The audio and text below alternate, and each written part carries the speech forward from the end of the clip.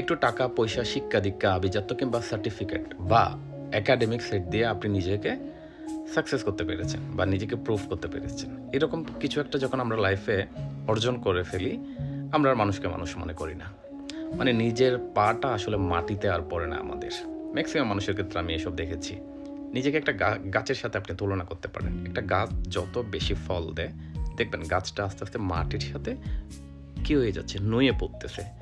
হ্যাঁ, একটা গাছ দেখেন, তার মানে এটাই বোঝাচ্ছে আপনি যত বেশি উপরে উঠবেন, যত বেশি টাকা পয়সা শিক্ষা দীক্ষা সুনাম খ্যাতি যশ অর্জন করবেন, তত বেশি নিজেকে মাটির সাথে বিলিয়ে দেবেন। মাটির সাথে বিলিয়ে দেওয়া মানে হচ্ছে বিনয়ী হওয়া, পাশের মানুষটার খোঁজখবর নেওয়া। আগে যতটুকু খোঁজখবর নিতেন, এখন এটা আরও বেশি বাড়িয়ে দেওয়া, মানুষের সাথে নিজেকে নিজের মধ্যে কোনো কোনো ডিফারেন্সিয়েট না করা, এগুলাই। বাট আমাদের সোসাইটিতে আমরা ঠিক তার উল্টাটাই দেখি, যেটা হরহামেশা হচ্ছে।